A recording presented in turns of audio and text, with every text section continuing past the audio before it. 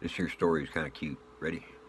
Old Mr. Walker was checking the back nine. Been a couple heavy rains recent, and everything appeared fine. But another rain was on the way, and he could hear the thunder. Was there time to check the creek before it hit? He had to wonder.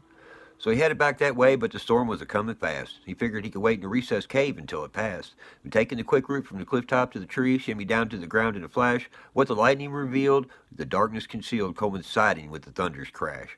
There in the recess at 19 hands, and his heart was skipping beats, this unmatched beauty of magnificent health and a bearing above the elites, and the noble creature regarded the man, judging him friend or foe. They both approached with caution, meticulous and slow, and as dawning upon them reached perfection, they realized they had a psychic connection. The bolt struck then and there, exploding a nearby tree, and as it fell to the ground, they heard a roaring sound, and Field had no path to flee. But then a wall of water 10 foot tall, and Field knew that this was his end. And with a teary eye, he hugged goodbye, was trying to shoo his newfound friend, but then to his surprise, they started to rise. See, his handsome friend was a horse that flies, man. They sat down in the clearing at the start of his farm. Both knew that neither wished either one harm. And as the sky cleared and the full moon in sight, his eyes played tricks. It had been a long night.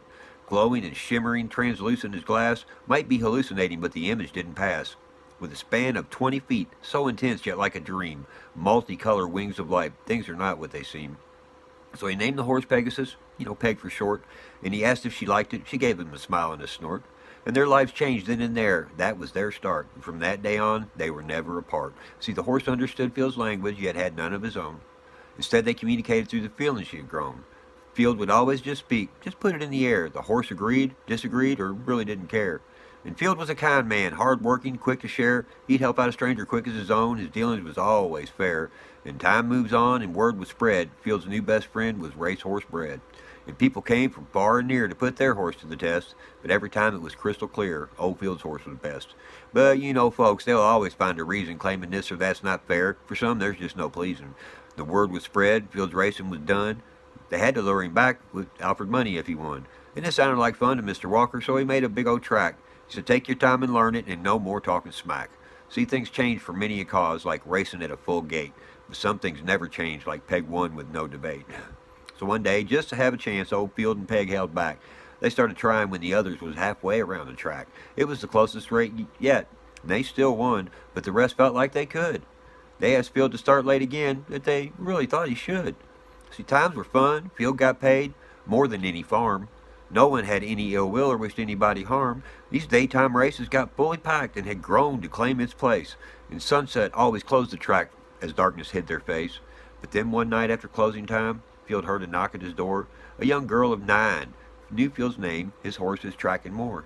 Her request to race was declined, and she fell to her knees with tears. See, she had snuck down from Illinois, and her daddy's wrath brought fears.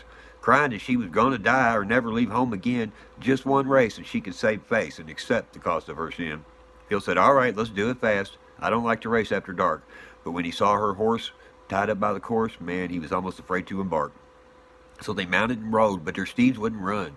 These horses connected, maybe detected they were special, and this should be fun. So they strolled the track without looking back, as the riders with perplexed expression, slow as could be, till both riders could see that each of them had a confession. And both horses stood tall, causing riders to fall, turned and grinned goodbye, then gazed at each other, maybe sister and brother, but into the night they did fly. And Field felt so alone, for their friendship had grown. Peg had truly touched his soul, and he fought back tears. Then the sound hit his ears. In the barn, on the ground, was a foal. With joy jumped onto his face, and strange light filled the place. Could this be a gift from Peg? The races continued. In fact, the sport grew. People liked different horses to win. Who knew? Field kept making money, so the races park expanded. Stables and barns, whatever racing demanded. Then he built the spires and the steeple. He wanted to tell the truth to the people. But then if they knew, man, they might think he cheated. And fair and square wasn't how they were treated. So the fable was sent down from an Illinois school, the young girl's story about breaking a rule. The track got the fame, the myth, and the money. The girl got the shame, but she got rich from Field's money. See, he wrote her each week $100 in a letter, and when she asked him why, he said because it made him feel better. See, the track is more famous than any track of any kind. Imagine if Peg returned. Wouldn't that blow your mind? So if you're ever in Kentucky, check it out. You never know what you might find.